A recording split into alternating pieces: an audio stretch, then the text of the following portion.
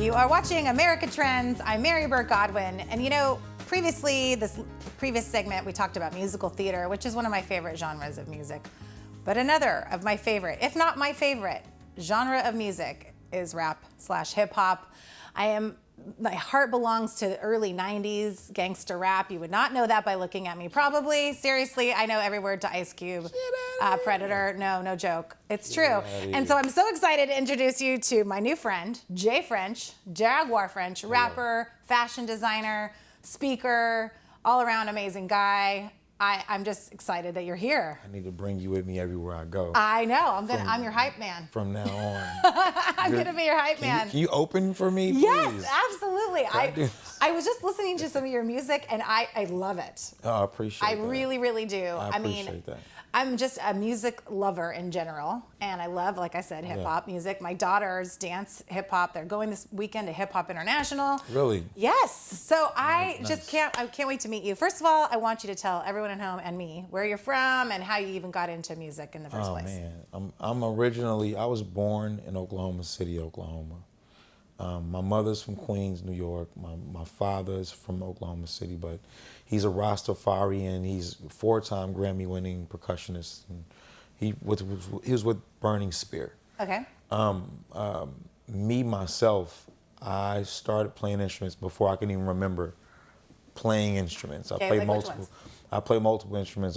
Drums, maybe dozens of percussion instruments.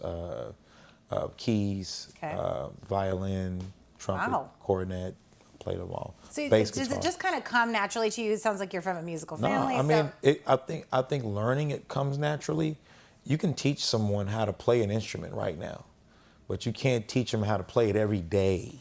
And that's what came natural to me, was the determination to master the instruments and stuff. And musicality is something too, though, that I notice, especially with my kids in the dance world, let's say.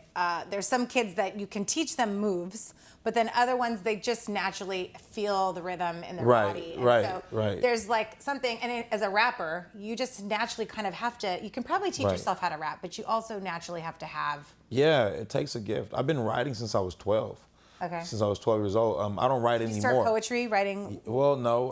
I started writing straight rhymes. Okay. But when I was growing up as a teenager, I had a stutter that was tremendously bad. Really? And I went to speech classes twice a week until I was about 15. I started writing rhymes when I was 12 years old. And I would recite them. Okay. And I wouldn't stutter once. And my friends would just be so happy I didn't stutter right. Because I couldn't get one word out. I mean, it was bad. Yeah. And from that point on, I'm gonna write every day now. Yeah. And I'm gonna come do this every day at the vending machine, every day in middle school, you know. And then at one point, maybe by the time I was 16, it was gone. Wow, that's really cool. Do you know Ed Sheeran had a stutter too? The singer Ed Sheeran? I didn't know that. Yeah.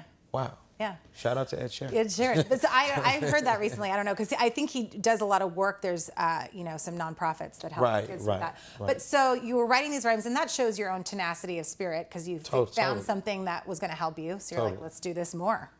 Yeah, and music, like rap. There's no better rapper than me. Rap is attached to me like an arm or like a leg. I can tell that with your music. It's just, I don't write anything. The stuff you've probably heard from me, I didn't write any of that. I have to be inspired in order to do it. Okay. Or else I just won't do it. Style all of that stuff? Everything. Really? Everything. So do you just go into the recording studio and say, let's go, let's roll? When it's time to go, let's go. That's cool. If I like and I produce as well. Okay. So not only am I a rapper, I'm a producer as well. Okay. So most of the stuff I do, I produce it. Okay. Right. So I'm like Quincy Jones and Jay-Z. I'm like Kanye and Jay-Z. Right. Mixed together. It's different. So it's, What were you saying? So how was your first experience at a recording studio? What was that like? Oh man, I was like 15, and it was like someone's raggedy apartment with some raggedy equipment. With the clothes up, or like they didn't even know what they were. Yeah, they didn't know what they were doing. They were overcharging me. I was like 15. He's like 22, he's ripping me off. None of this stuff came out right, but they heard what I was doing, and my first experience really that made me love it wasn't the recording process. It was the live process. So to this day, my live shows, that's what you want to That's see. what you like. That's Okay. what you want to see from me. Oh. That's where you want to see me, is live. Yes, the recording part, I've become an animal with it. But the live aspect is everything. Because do you feed off the energy of the audience? Yeah, Yeah. not that. I feed the audience energy. Ah, okay. And then it's like a religious experience. Yeah. And you know, and I'm not religious, but I'm just saying. Yeah. It's like it's very similar. I feed them energy.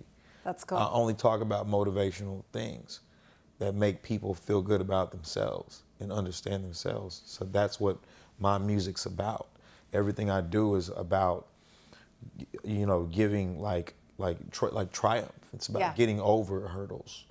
Everything I make is like that. Well, I feel like that's the messages we need in the